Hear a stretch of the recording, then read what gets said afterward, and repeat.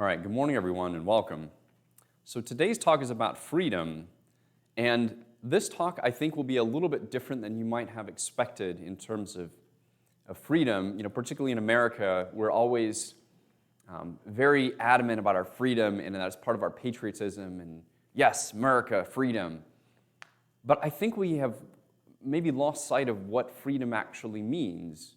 We had a good discussion a couple of weeks ago at the Shreveport Philosophy Forum where we talked about authority and obedience, and we started to get into some of the ideas of freedom, what it means to actually be in control of your own actions. So I wanted to talk about that a little bit and end with a bit of a challenge for us, because freedom is an important thing, but it's not quite the thing that I think we thought it was. If that wasn't confusing enough, we'll get started. So what exactly is freedom? So from my experiences in being overseas, I found that some Americans think that freedom is being able to go shopping at midnight at Walmart, right? That's a thing you can do in America, and you can't do in other countries. They close down stores in the evening so that people can go home. Is it the ability to carry a gun? Is it the free economy? Is it the sort of libertarian ideal of the laissez-faire economy? So the original definition, I think, that we used in building our Constitution, the Declaration of Independence, was specifically a freedom from the tyranny of a monarchy or the tyranny of a government to impose upon you. So today, I think we use the word freedom just as sort of a general that I can do what I want. And I don't think that really gets to the idea of freedom and why it is important. So some say freedom is the power to act, or it's the power to participate in government. Others might say that you're free from harm or from others imposing their will on you. Those, I would say, are sort of the institutional description, or maybe a representation of what freedom looks like, right? That's the manifestation of freedom. But I'd argue that freedom is actually only an idea. Freedom is never a thing that you have. Freedom is actually a thing that you practice. There is no policy, there's no law, there's no rule that guarantees your freedom. Right? At any point, someone could come and do something to you, and no law prevents them from doing it. It only enforces consequences afterward. So freedom then is more custom than anything else in its manifestation. So I think that freedom is in fact only our belief or our perception that we are free to do something, right? That I believe that I can get up here today and give a talk about a philosophy that isn't in the majority, right? We have that freedom as enumerated in the law, but that's only a protection against the government imposing itself upon me. And again, it's only that I have the ability to then redress those grievances through the judicial system. But at any point in time, someone could attempt to enforce upon me that I cannot practice what I believe. So it's only that belief or perception that is freedom. It's the existence of the idea in our mind that we can do something. And while freedom only exists in the mind, it's our belief in it that's shown in our actions that really is the demonstration of that freedom, right? So when we walk along the street with the belief that we're not going to be murdered by someone, then we're free from harm from others. But if we stay in our houses because we're afraid of other people, then we are not free from harm. There's no rule, there's no policy, there's no armed guards, right? We have the police, but realistically, the police are a response force, not a protective force, right? They're a deterrent force. So nothing keeps you free other than custom. The laws help to reinforce that custom, but it's our action that helps us to manifest that freedom. So let me give you an example. So in the military, there's this idea called the freedom of navigation. And that means that either navies or aircraft can freely go through some sort of space, right? So whether that's international waters or international airspace.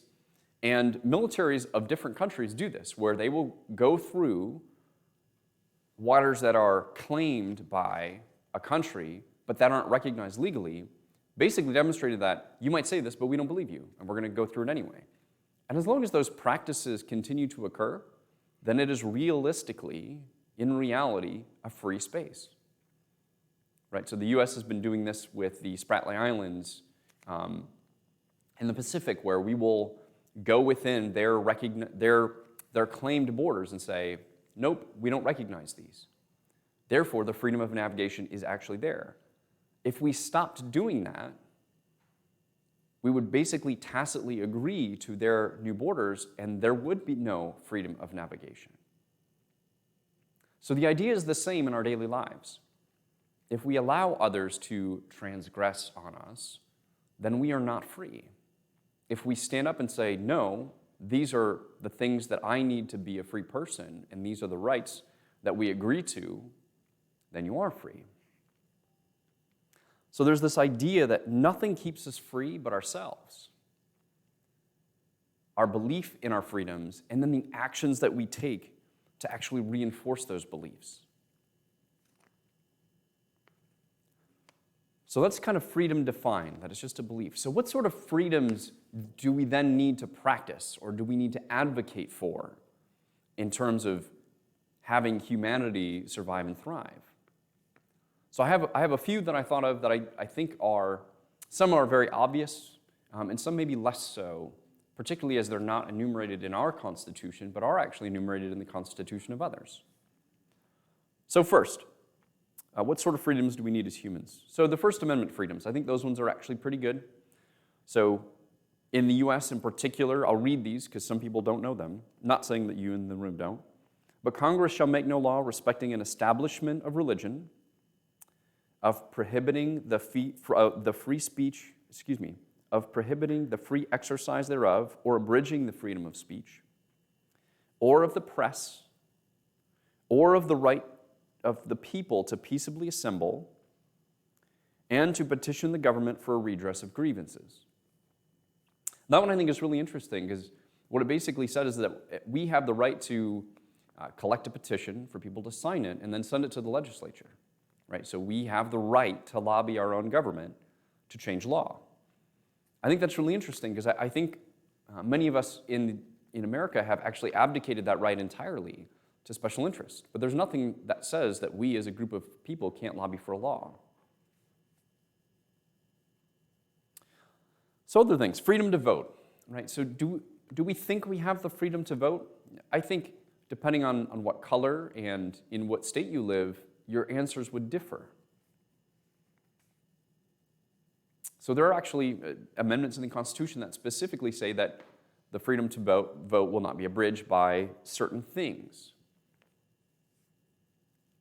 I think that's something that we should really think about as we move forward in our country, to say the freedom to vote should not be encumbered by roadblocks.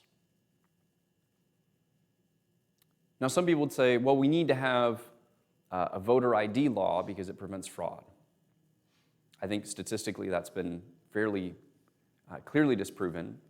There may be some administrative need to account for people, but is that something that should be at a cost to that person, right? When they don't have the means to provide it. Does that actually enforce the right to vote? I would argue probably not. But again, I don't have the answer. I'm not going to stand up here and say the policy should be X. But I think it's something to consider, because if we don't have the right to vote, then we're not participating in the government that then enforces the rules that restrict liberty. I won't use the word freedom, but restrict liberty, right? The allowed ability to do things within the government. Freedom of environment. This is one that is clearly not enumerated in the Constitution. So what's interesting is South Africa's Bill of Rights actually has a right to a clean environment. I'd recommend that you read it. It's a really interesting read, their particular Bill of Rights. But it seems like breathing clean air and drinking clean water should be rights that we protect, right? The ability for us to access resources that are absolutely critical to living as a human. the right to provide for ourselves and our communities. So some might call this the right to economy or the right to a job. Job is just a construct, I think. But the ability to provide for yourself is, again, critical. You require the ability to create food for yourself, shelter, your basic needs, and you should have that right. Now, again, freedoms are not given by the government. They're something that you create in your belief and your action. Now, some of that might be slightly more administratively complex in our participation in the government and voting and the representation, right? So we limit ourselves in exactly how we manifest that freedom to kind of keep it calm, right? So we're not fighting each other all the time. But we also restrict our own freedoms at the individual level, and I would say by enslaving ourselves to systems. Student debt, I think today is one of those systems. We have this belief that we must go to school and that we must invest all of this money to then get the right job or a good enough job to then provide for ourselves. When one, it's actually just not true. And two, it's a system that has evolved over time to benefit a few at the expense of the many.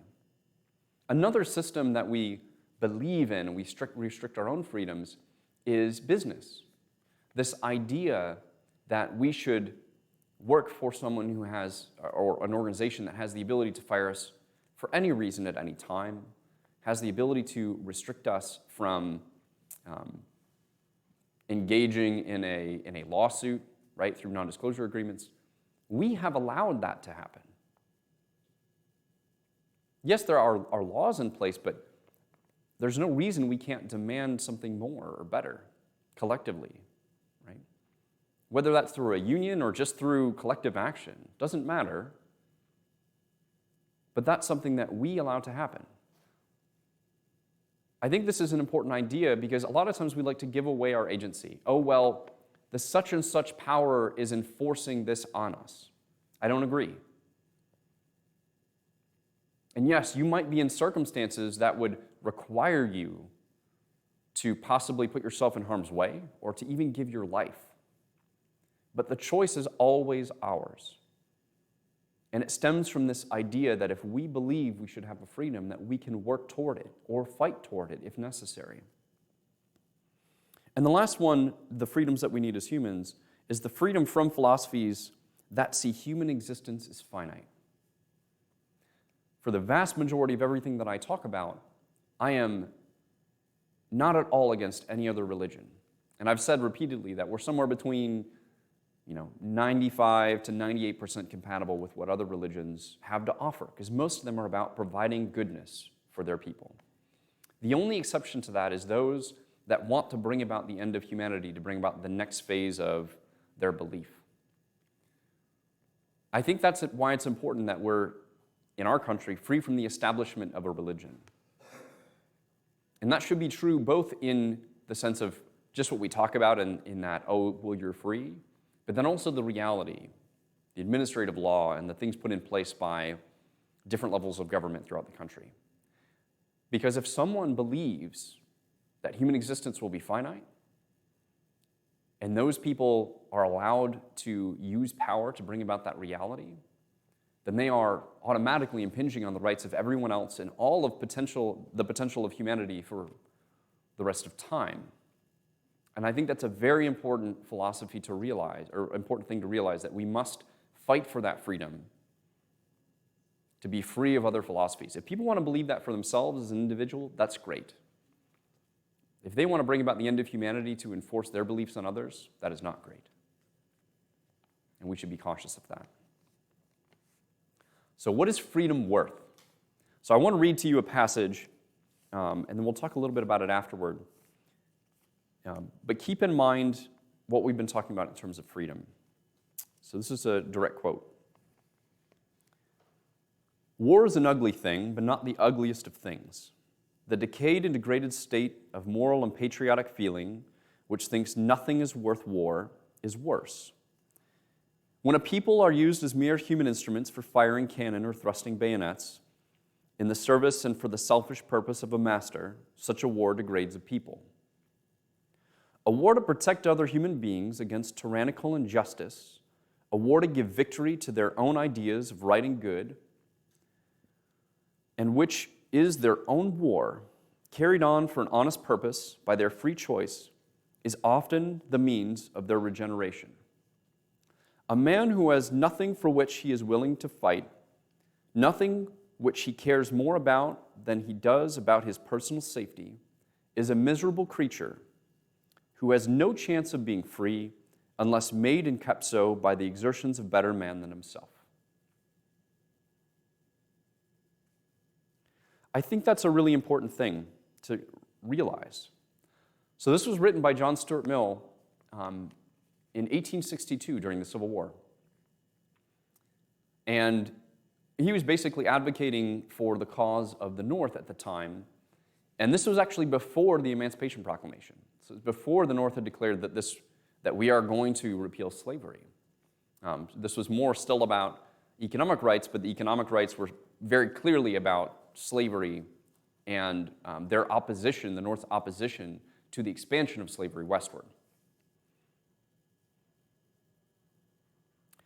So there's another quote out there. It's the soldier, not the reporter, who guarantees the freedom of the press, so on and so forth. And in conjunction with this passage, it makes me think of something, which is, it's actually not the soldier, and it never has been. It's always been the citizen. When you think about who stood up for our country and the separation from the monarchy in the Revolutionary War, we didn't have a standing army of professional soldiers. We had a bunch of citizens, right? Right? And they were actually subjects at the time, right? So they were colonial subjects. It's always been the citizen that wields the power, because the citizens are the soldiers. The citizens run the legislatures. All the power is derived from the citizen. And so if the citizen has nothing for which he is willing to fight, or nothing more important than his own personal safety, he will be a miserable creature. I think a lot of our misery today stems from this idea that we believe that we can't fight the power, that we believe that there are forces out there that we cannot combat. And therefore, we are a miserable prisoner of our own beliefs. And we are the ones that cause the situations in our country that we don't like. So when we get back to freedom, we have to realize that the power is ours, in the words of Captain Planet. We have the power to make ourselves free. When it comes to the 4th of July, when it comes to celebrating our independence and freedom, a lot of people like to recite the Pledge of Allegiance. So I did a little bit of research on it. So the Pledge of Allegiance was actually, there were two kind of pledges at the same time, but the one that we use has evolved from a form originally created by a democratic socialist or a liberal socialist back in the late 1800s, specifically designed to help indoctrinate immigrants coming into this country. This person was actually an immigrant and believed very much in what this country had to offer and wanted to offer this pledge that I pledge myself to my country, right, and to the flag as a representation of it. And then it's evolved over time to be this thing that's supposed to be patriotic. It was used very specifically during the Red Scare, basically to pledge your allegiance to the U.S. and not to communism. And So Help Me God was added in 1954, way after it was actually created. And I look at the Pledge of Allegiance, and there's an interesting note that military members are actually not supposed to say the Pledge of Allegiance in uniform. I presume that's because we actually have the oath of office, or the oath of enlistment, right? And that oath is different. So I want to read to you the oath of office, because I think it's a really interesting oath that we can learn something from. So instead of the Pledge of Allegiance, this is a kind of an alternative, if you will. And it goes, I state your name, do solemnly swear that I will support and defend the Constitution of the United States against all enemies, foreign and domestic, that I will bear true faith and allegiance to the same, that I take this obligation freely without any mental reservation or purpose of evasion, and that I will well and faithfully discharge the duties of the office upon which I'm about to enter. And then if the person chooses, there's a so help me God on the end. So it doesn't talk about the flag, it doesn't talk about the president, it doesn't talk about the Congress, it talks about the Constitution. That's the only real responsibility of an officer.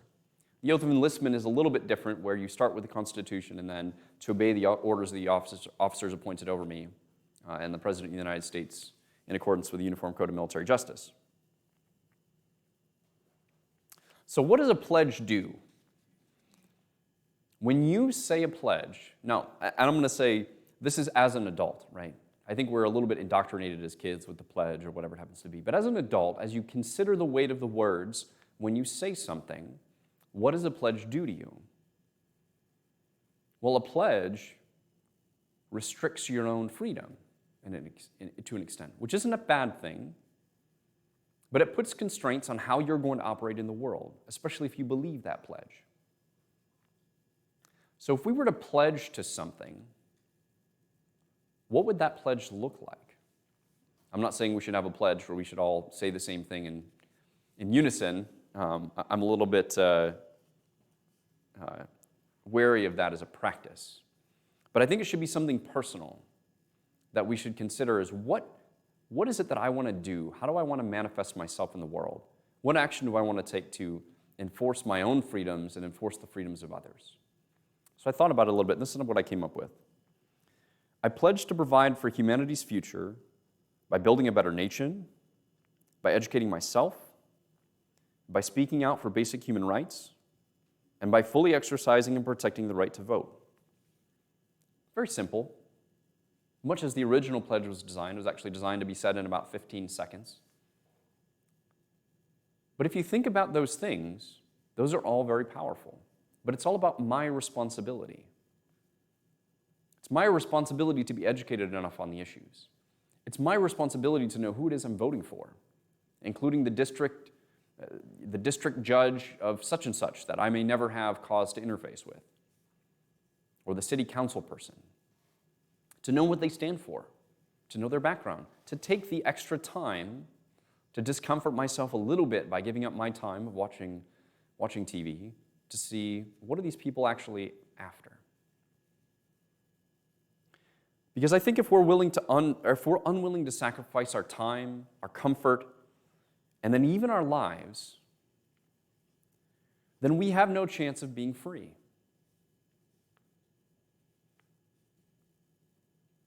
So I'll leave you with that thought for this week, 4th of July weekend.